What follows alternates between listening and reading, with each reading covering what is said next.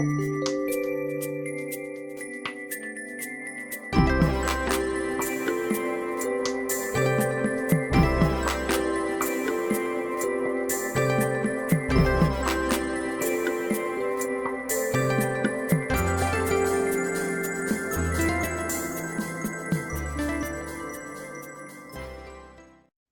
and welcome to Pandora Astrology's monthly horoscope for February of 2023. We are the astrologers of Pandora Astrology. I'm Jamie Kale Miller. I'm in Berkeley, California. And I'm Julia Mijas, and I'm in San Francisco, California.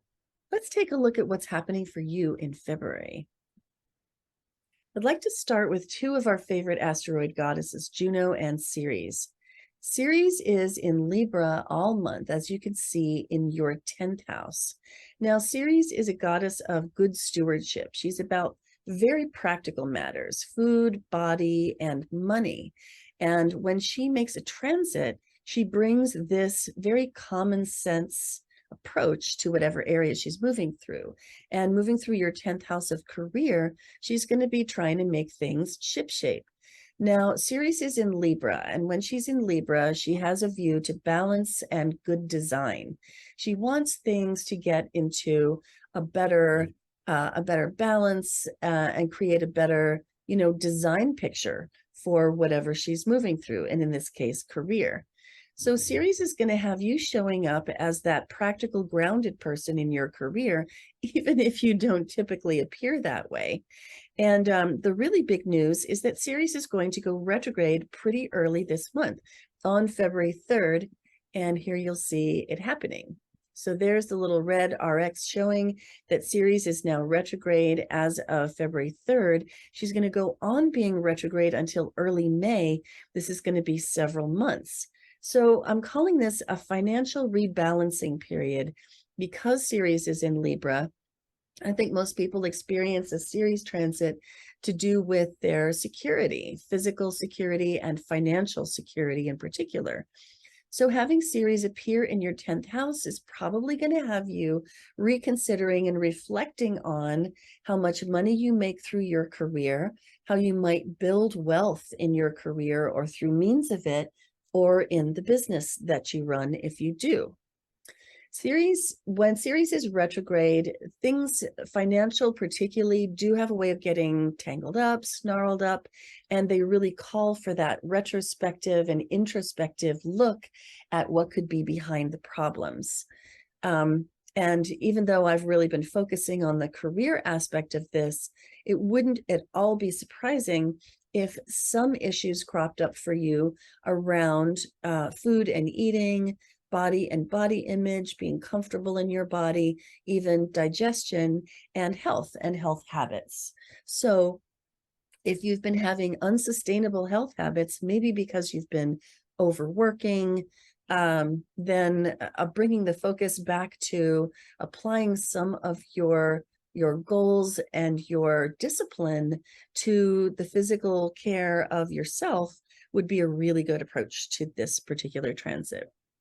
The other one I want to tell you about right now is Juno, and here she is traveling along through your 4th house. I think Juno likes being in the 4th house, which is the domain of home and family, domestic life, heritage, and roots. Juno is a goddess of relationship, particularly committed partnership, and that can be domestic partnership, as is very fitting for a 4th house transit. It can be marriage proper, or it can even be a business partnership. Wherever Juno goes, she brings this partnership sensibility. She wants to create good social relations and build ties and bonds with people socially.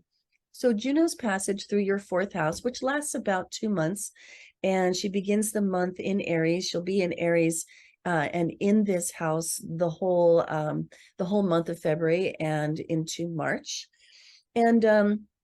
And she's asking you, how can you strengthen the ties that you have with family members? How can you be a good manager of your home?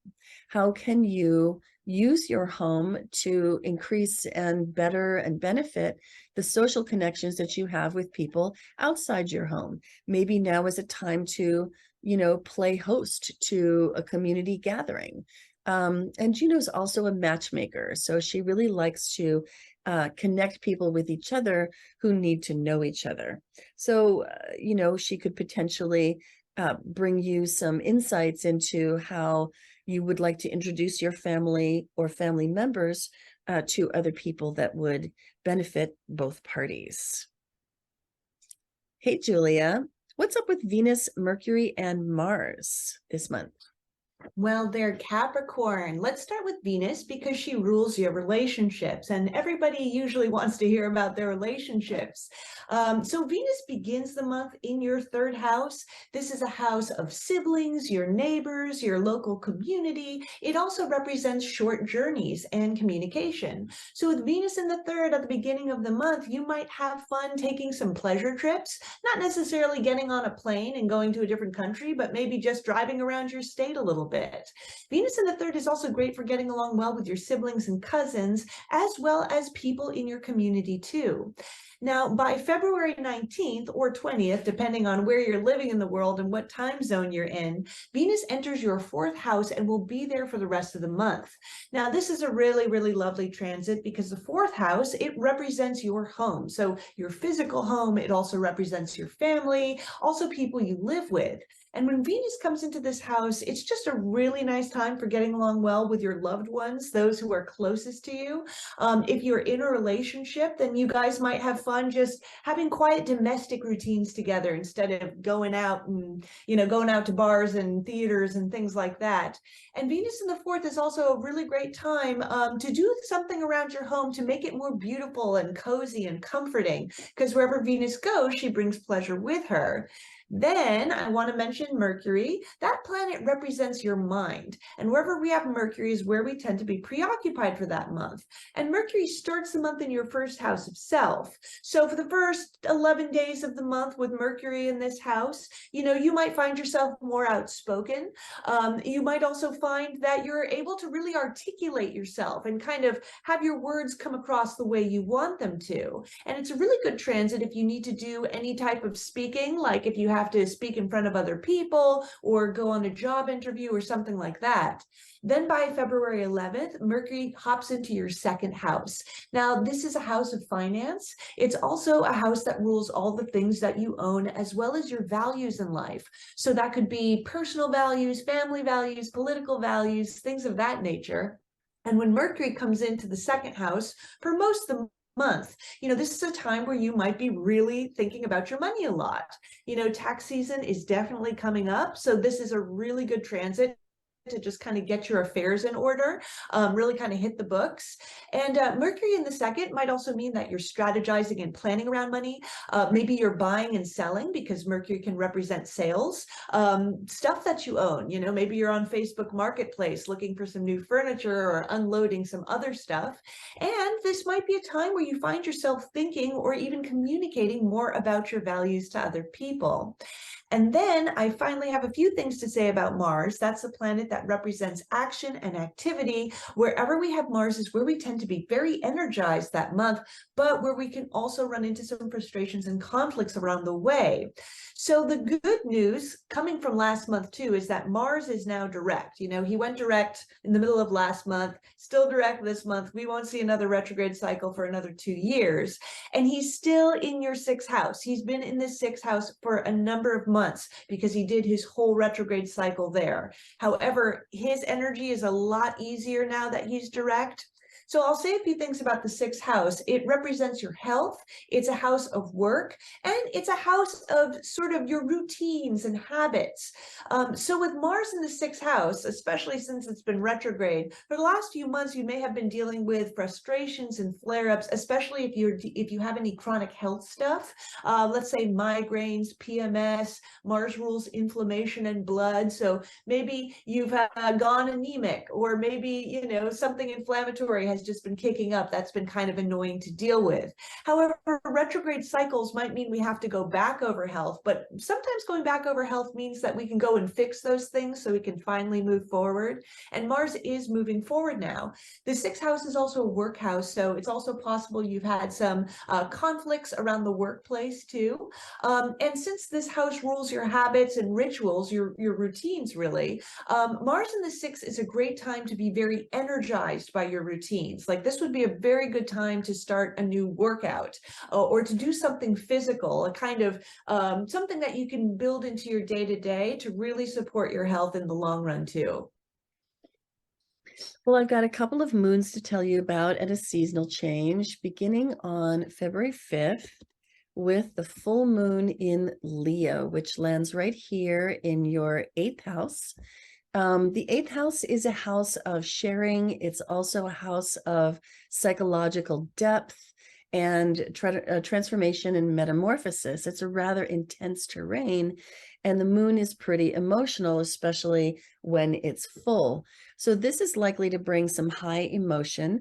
Now we're calling this moon you in the mirror of community, because the moon in Leo is very much about feeling what I feel and maybe feeling that in a very big way. Moon in Leo can come off as quite self-centered at times with its, very big emotion that it can project. Opposing the sun in Aquarius as it does, this brings in the mirror or the reflective quality of friendship. A friend is somebody who isn't you, who also isn't related to you, but who stands at a bit of a distance and can give you an objective mirror on what you're feeling. So a lot of that may happen during this particular full moon. Also, we have a square to Uranus, which could make things even a little bit more like disruptive or interruptive of your feelings. And so there might be some insights that come to you about how you're feeling and how your feelings project themselves, especially when it comes to the conversations that you need to have about monies that you share with other people in your life. And I'm saying this because that moon is landing in the 8th house. So big feelings might come up relative to, that $5 you lent a friend last week for a cup of coffee, where you expected them to meet you at Starbucks and pay for your cup of coffee today, but it didn't happen and you got really pissed off, or sitting down with your tax preparer, or sitting down with your spouse or your business partner. Those kinds of conversations might be more emotional this month. But the good news is this moon does have a lot of harmony mixed in with it. There's lovely trines and sextiles to Mars and also Juno and Chiron. And if you want to find out more about that good stuff, I strongly suggest that you check our forecast page for February of 2022 on our website, pandoraastrology.com, where we speak all about this moon in detail. The next thing that happens is that the sun changes signs, as it does every month, moves on out of Aquarius and into Pisces right here on February 19th. And the sun is all about the light of consciousness. It's about putting your attention on things. And like sunlight, your attention encourages things to thrive and grow. When the sun moves into the 3rd house, it's a really good time to put attention on communication, mental processes, learning, and the people right around you that you see every day in a superficial way. So the sun will be in the 3rd house for about 30 days. And if you are involved in any learning programs, this is a really good time to shine the full light of your consciousness on whatever it is that you're learning, and you'll find that your learning is more effective. It's also a really good time to look right in the face of how you communicate on an everyday basis. Are you a good communicator? Do you mess up sometimes? Do you get misunderstood easily? Do you react to that strongly? How are you at putting your words out there, having them squarely land in the other person's court, and then receiving their lob when they send it right back to you over the net? So that can be another really great thing to examine. And then the people that are right around you all the time, I'm talking about like housemates or siblings, or, the person who runs the corner store. those people that you have the superficial contacts with. But when the sun is in the third house, sometimes those interactions can be a little bit nicer and make you feel a little bit more of a sense of belonging right in your own neighborhood. Now, the last moon that I want to tell you about is the new moon in Pisces. And here it is. I'd like to actually run this back by a couple of hours so we can really see that moon connecting with the sun. And here it is with Saturn, again, right there in your third house. And this one we're calling Birth Dreams Grounded in Logic. This moon has a lot of harmony, so birthing those dreams won't necessarily be too difficult, but it's deeply intuitive. And that's because the moon and sun are in Pisces here together, which is all about dreaming, imagination, also art. So if you have any creative projects that you want to work on where you really want to reach through the veil into the world of imagination and pull something through that veil into this world and make it real, this is a very good moon for that. And it's not just because of the moon and sun in Pisces, it's also because of this Saturn right here in Aquarius. So the reason we're calling this birth dreams grounded in logic is because Saturn is very much about reifying, grounding, and placing whatever it is that you're up to in the material world in a very solid way that can be built upon. And Saturn's traveling along through Aquarius, where Saturn loves to be. Aquarius is traditionally ruled by Saturn, and so Saturn's very happy to be in this sign and really wants things to be logical, sensible, and well thought out, or rooted in an idea structure that really makes a lot of sense. So this moon landing in your third house does suggest that your idea factory should be cooking along pretty well during this moon. And so if you want to begin a project or begin a new phase of a project you've already had going, and you want to channel some new ideas and new life into that project, this moon is especially good for that. If you love Pandora Astrology's free and informative horoscopes, please do hit that like button, subscribe to our channel, and share our horoscopes with your friends. Horoscopes are fun, but they're also really general. If you want to explore this month's themes more personally, we'd love to meet with you in a real live reading where you can gain powerful insights and learn what you need to make the big decisions in your career, family, or relationship. You'll find the link in the description below. Have a fantastic February, and until next time, we'll see you around the cosmos. Bye-bye.